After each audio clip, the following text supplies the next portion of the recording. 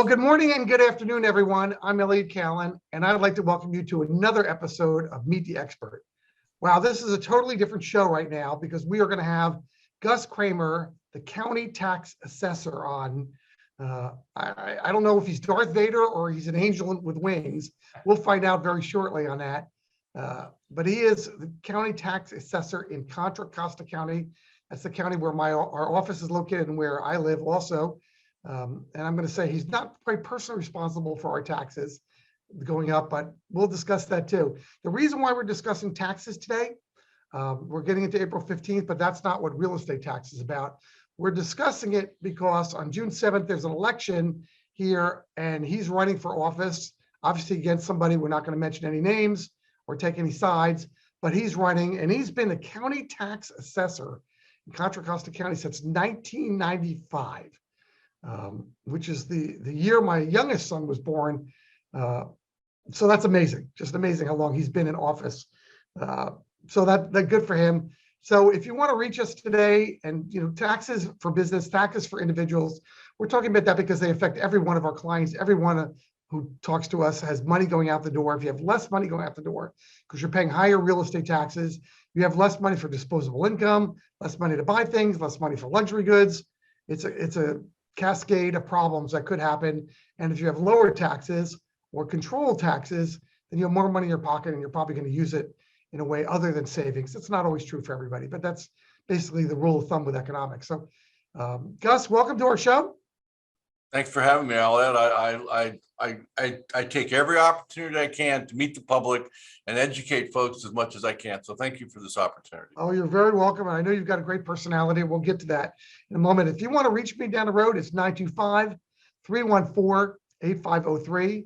Email is Elliot, ELLIOT, @prosperityfinancialgroup.com.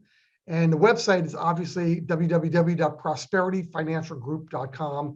And you could see countless episodes of Meet the Expert, this podcast that we've done in the past with some of the most interesting people here around the country. So let's get to some questions. Can we do it, Gus? We'll do it in a question and answer format, if that's okay with you. Certainly, but while you're giving out phone numbers, anybody watching the show should write down the number of the assessor's office so they can do the same thing if they have a question. It's area code 925-313-7400. And we have 8 or 9 public service clerks and appraisers ready to answer your questions. So feel free to do that. Great. I'm going to put you on speed dial with a question and just keep repeating of how do I lower my real estate tax? Okay. That's top of mind for probably everybody who calls you. How do I lower it? Sure. So you've got a great background. You've been in a deputy coroner, which is dealing with dead bodies and kind of a CSI world from the body side, maybe not the investigation side. And now you're a county tax assessor.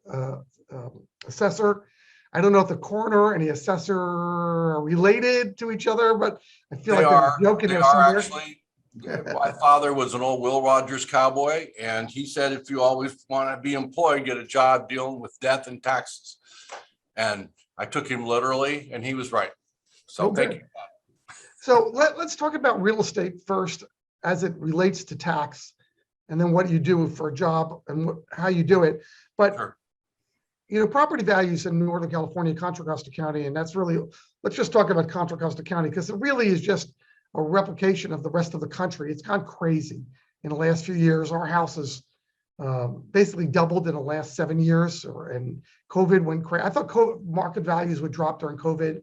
They did the exact opposite here. There have been government moratoriums put out there on taxes. So tell me about property values going up, new buyers buying. California's got a tax of about 1.25 with some bonds, but prices going through the roof are becoming unaffordable to a lot of people. Tell me how that works here in Contra Costa County. Well, you've hit the nail on the head. You've actually stolen most of my thunder. It's exactly what's happened is they've become unaffordable to a segment of the population, but very affordable to others. People are bringing in huge amounts of money. The market that's hottest in this county is everything above $900,000 to $1 million and up is the hot market.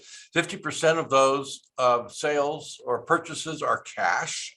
These people aren't even financing anymore. They're just walking in and paying cash. And that really drives the markup up even higher. Below 900,000 is your more blue collar working area people, and they're struggling to make to get loans. It was easier when interest rates were lower, but as interest rates are pushing up between 4 and 5%, it's making it even more unaffordable for the average working Joe and Jane here in Contra Costa County.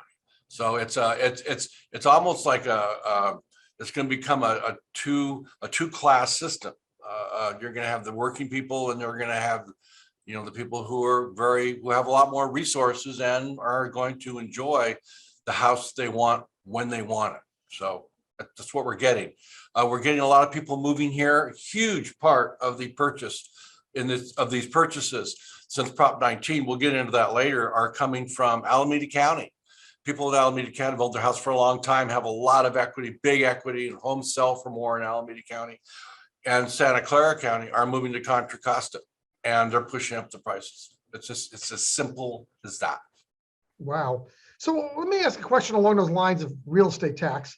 If I am a blue collar person, or I'm a normal person making, maybe between my wife and I, we make 150,000 a year. And we are just scratching by to get into this house that we want to move into. But the real estate taxes are just going to be too high because we're buying it at current market. Is there a way to go to the county, a way to go to your office and say, hey, can we have this assessed or lowered or something done to get a reprieve? Is there state legislation that would work in my favor? There is nothing at the time. The only thing that exists, the best friend you have is Prop 13. And every time I see something coming out to modify it, I hold my breath, because Prop 13 is an anti-inflation proposition. Your taxes can only go up 2% a year maximum. In some years, in the last 20 years, it's only gone up 1% or 1.3%, because that's all the inflation was. But it's going to go up 2% this year. So that's your inflation factor. The only other time the value can go down is if there's a hiccup in the market, like there was during the recession from 2008 through 2000, let's say 13. We lowered almost 200,000 people's properties significantly during that period. But they do come back. We had to raise them back up as the market recovered. So that's the only relief you're really going to get. California does not have a special exemption for senior citizens like many other states have. We do have a homeowners exemption of $7,000, which means that saves you 1% of that, $70 a year. That was a big deal in 1978, but today it's a nothing burger. It's nothing. Myself and the assessor from Los Angeles County and about 8 other counties are working with a group through Jarvis Gann and another group on increasing the homeowners exemption to at least $100,000. So you'd get another savings of about $1,000 a year on your house if you lived in it. That's the best that I can offer that I see coming down the tracks for homeowners for tax relief, unless there's a huge recession again and houses go down in value. But quite frankly, Elliot, I don't see that happening in the next 4 or 5 years. There's too much demand. There's not enough houses for the existing population in California, especially the Bay Area. And there's definitely not enough houses for the people who want to buy them. There's just too much competition. So let me go back to Prop 13 that you just brought up, Gus, because I know that some of the powers that be in Sacramento want to get rid of that. In most counties, and I come from New Jersey, is on my county, and I lived in several counties in New Jersey, you pay taxes to the county, just like we do here. And then the county uses that and doles it back out for education. But here we don't do that. Here it goes to the state, basically, for education, and the state doles it back out, and it holds strings, ransom strings, basically, to every town, every city, every county, that they'll do it the state way, or you're not going to get the money, and we're going to put you in default. And so what's going on with that? I know we have that 1% tax, or you have some bonds, so maybe 1.5% at the end of the day of the original value, and then it's gone up. But it's really not going to education like it was designed to be. It's kind of like lottery tickets. They never really work the way they're supposed to. Well, it is now. I would say in almost every community in Contra Costa County, about 50 cents on the dollar, 50 cents for every dollar you pay in taxes goes to local schools. It truly does. The rest is carved up between the cities, the counties, the special districts. And those were all kind of established when Prop 13 passed in 1978. It hasn't changed. So, and they haven't changed a lot. They're now most of the communities in Contra Costa have voted themselves, special police district, special fire district, special sanitary water district. And they taxed themselves. That was self-imposed. But the original formula under Prop 13 is pretty close to what it was in 1978. Truly is. And So again, go ahead. A former mayor of Lafayette, as I reside in Lafayette, California, said that she felt the city of Lafayette was being held hostage by the state to build more affordable housing or senior housing, or the state would not grant them the education money that was paid for by the county citizens. I can't speak to that, but I'm not surprised. I'm not privileged to that information, but I believe that. I believe them. I do. State does that. They're imposing this affordable housing element on all the cities. But you got to remember too, Lafayette, Danville. I'm trying to think of the other, Orinda. There were a few towns that were not incorporated in 1978. Or when they were incorporated, the only way they could get the people to vote for the incorporation was to say, we're going to be a no tax city. And they did that. And for years, they didn't receive any property tax from the taxes generated. It wasn't until many years later, the state recognized that there were a lot of these cities in the state, and they finally gave some of the money. But I am not surprised that the state does that. The state wants to be the overseer of all development in the state, and they want to be the overseer of all affordable development.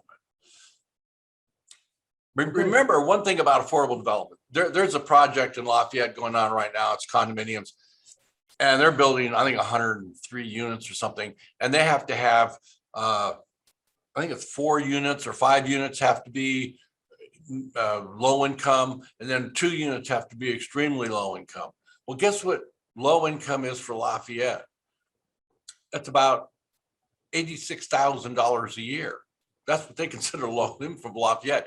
And extremely low income for Lafayette is about, I think it's between 56 and 60,000 in there, somewhere in there. So it's not as low as you'd think. It's low, but it's not as low as you'd think. Wow. So you also collect taxes on commercial properties. We appraise property. We appraise everything in the county that's real property, and we do appraise a lot of business equipment. That's a very small portion of our staff, but it's what we do. We don't collect any money. They don't trust me with the money. They know if they gave me a couple $1 billion, I'd probably go to Barbados with it. But seriously, the tax collector actually collects the money. The county has a elected tax collector treasurer who actually sends out the bills and collects the money and then gives it to the auditor controller, who tells him how to print his bills and where the money goes. So we don't ever see the money. We don't touch it. We just talk about values. That's all we do in the assessor's office. Right. Well, we're talking with Gus Kramer, as the Contra Costa County tax assessor. Kind of an interesting job. And how does somebody want this job? Why would you want this job? I worked for Public Works for 15 years and did appraisals for them. And I acquired land for the county, the flood control district, the county highway 4.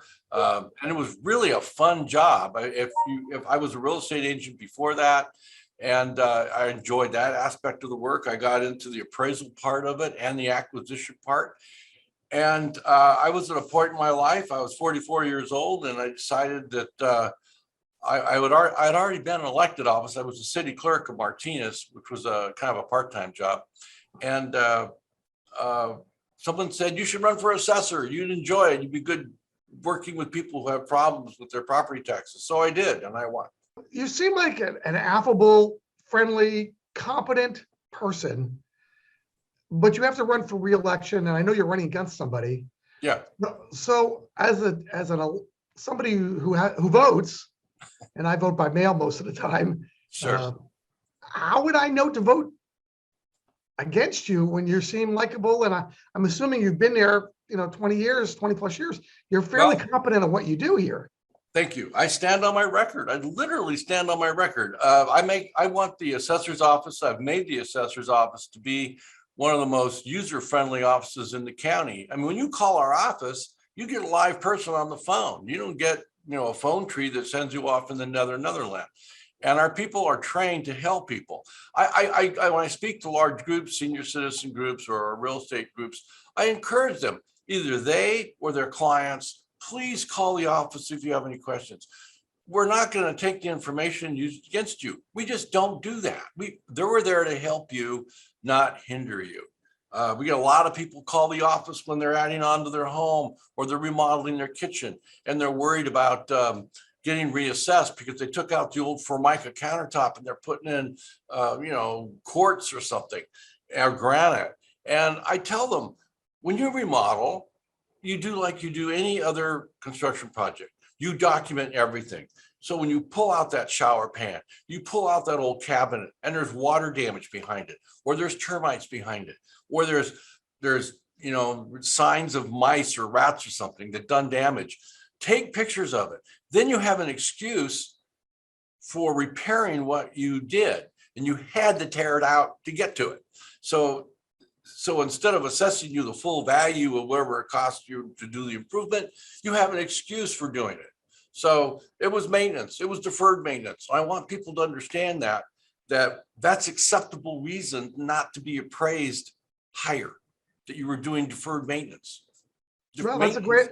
So deferred maintenance is really the unknown key here, isn't it? Yes. You can't. If you tear out your countertop to fix some water damage from a leaky pipe or a leaky sink, that's not accessible. You're doing repairs. We try and tell people that. It's hard for people to grasp that because we've been taught all our lives, even through cartoons as kids, that the tax collector, it was usually the character, was a bad person and there to take your money and assess everything you have. And it's quite the contrary. I like to think that we're here to help people and teach them how to avoid new taxes rather than pay more. There's enough people.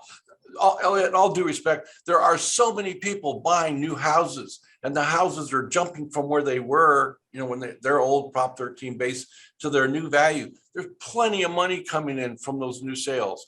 For us to be wasting time chasing people who are fixing up their homes, it discourages them. Number one, I don't want to do that. It's funny you mentioned the cartoons, and I kind of remember the Monopoly board. I think the fourth square after start was pay income tax, and the yellow cards, there was a county tax assessor card. You have to pay a tax on that too.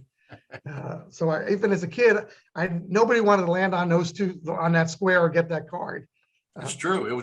It's been hardwired into us over the years. Yeah. What is Prop 19? Prop 19 passed about a year and a half ago, and it was very interesting. It actually has been a windfall for the county. Up until it passed, you could only sell your house if you were 55 years or older. You could sell your home like you in Lafayette, and you've had your home for a long time, so you have a low Prop 13 base underneath it. So you could sell your home in Lafayette and buy a house in Antioch for a third the price and take your Prop 13 base with you out to Antioch or Walnut Creek or Pleasant Hill, wherever you wanted to move. And you can only do it within the county, and that's if you bought equal or down. Now, under Prop 19, you can move to any county in the state of California, take your Prop 13 base with you, and you can buy up. So if you owned a house in Walnut Creek and you sold it for $1 million, and you wanted to buy a house in El Dorado Hills for 1.3 million, you could take your old Prop 13 base with you, and the first $1 million would be your old base from Walnut Creek, and then you'd pay 1% on whatever was over that. So it allows you the flexibility to move anywhere and buy whatever you want and not be hamstrung, if you will, by the economics of some property taxes. You'll pay more. If you buy up, you pay more. If you buy down, you pay the same. So it's kind of nice. And you can only do that once in your lifetime? No, you can do it 3 times. Okay, you can do it 3 times. That's a Yeah, misnomer. and there's an argument now that if you're married, you can do it 6 times because you each do it 1 time. So I can't imagine somebody moving that many times after they're 55. The average age of a person moving under this proposition, the average age is 72. So most people move once, maybe twice. And if they really have a medical issue, there's a Prop 110 that nobody ever hears about. And all you have to do is have your doctor sign a letter saying, I need you to move somewhere in a 1-story house, and you get to take it with you anyway. So you're Prop 13 based with you. So there's lots of caveats to these rules, but the Prop 19 has been a windfall for Contra Costa. We've had almost 3 times as many people move here, bringing their tax bases from Alameda mostly, Santa Clara, San Mateo, San Francisco, moving to Contra Costa. We've had 3 times as many of those as the people leaving Contra Costa to go elsewhere. And the main reason they give us, we've asked these questions because we had so many apply when it first happened, and we're still having applications come in. The reason most of them give for coming to Contra Costa is their children moved here a long time ago and they want to be closer to their children and their grandkids. Natural. It's natural. Well, speaking of children, Gus, if I'm living in my house for a long time and I'm getting to that age that I need to think about living somewhere else, downsizing, but I don't want to sell my house. I've got some adult children that would love to buy it, but they can't afford it. That they've been priced out also. What's the magic to sell it to my family? If you want to sell it, you can give the house to your kid. You don't have to sell it to them. You can give it to them. You can carry back a note. You can transfer it by any legal instrument and any combination of legal instruments to your child. And they can live in your home. They're going to, under Prop 19, they're going to have to live there. They're going to have to put a homeowners exemption on it, and they're going to have to live there to enjoy your low property tax base. Now, that means you're going to have to subsidize or carry paper if necessary. And if there's a mortgage on there, they have to get their own mortgage, or can I just continue my mortgage with them? No, there's the banks, you'll see in your mortgage, there's an acceleration clause, I'm sure. I've never seen one without one. That says if you sell this property, you have to pay off this loan. If you sell it to your child, it should be exempt by law. But you can, if you passed away, your child could take over that loan. There's nothing the bank can do about it unless you're in arrears. But if you have a low mortgage and there's plenty of equity in the house, and you let your child assume your loan, so to speak, the bank technically has to show that their equity has been compromised or is at risk in order to exercise the acceleration clause. They can't just say, "Oh, you're selling it to your kid. We want you to pay off the loan and refinance this." Now, if you sell it to a third party, it's not related to you. The courts have upheld the acceleration clause to keep people from assuming low interest mortgages to third parties. But if it's family, it's pretty hard pressed for the banks to exercise the acceleration clause. And Gus, when I'm selling my house and I'm above age 55, I get an exemption from my federal exemption of $250,000, or we get a $500,000 exemption. Can that be used more often than once? I don't know. You know what? I would ask your CPA, because someone just asked me that. I think they can use it. I think you could do it I thought it was every 2 years you could do it, but someone reminded me recently they changed it to once every 5 years. So I would check with your CPA on that one. That's a good question. Because there used to be a law, we're talking with Gus Kramer, the county tax assessor here on Meet the Expert. There used to be a law that said that if I reinvested the money, I wouldn't have to pay any gains if I was over 55 or 65. Right. And that law is done. People mistake that. That's over, correct? It's only $250,000 and $500,000 now. Yes. Okay, that's good. So you got an election coming up. I don't understand. What's the platform for electing you, and what's the platform for your opposition for having them elected? What is the county assessor's platform?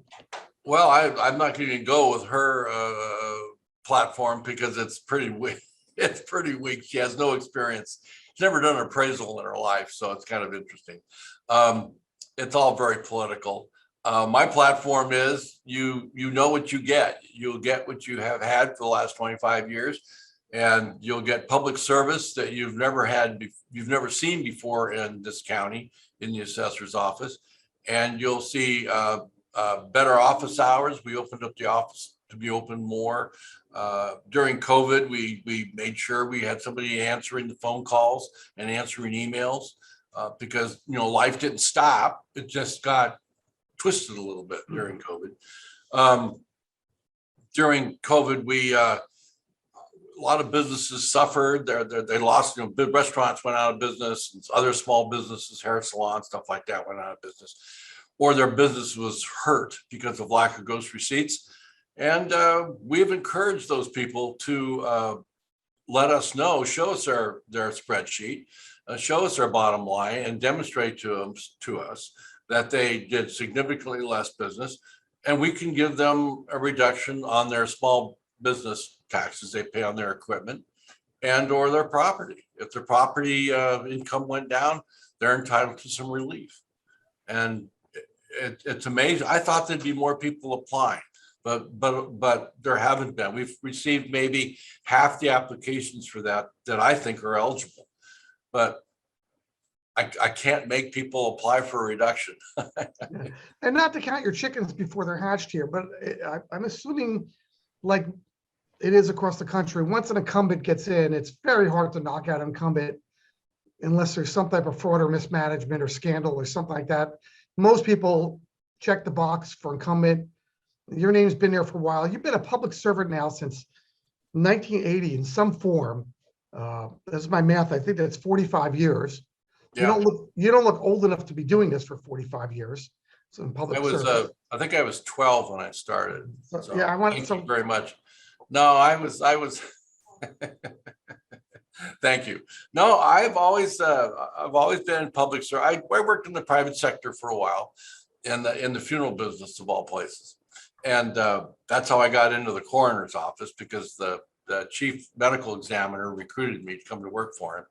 And I did. And it was an interesting job. It was a very interesting job, but things happened and my interest changed and I got into real estate, and ergo I am here now. So. No, I think it's exciting what you're doing. So I'm going to remind everybody that there's an election. It's a statewide election, correct?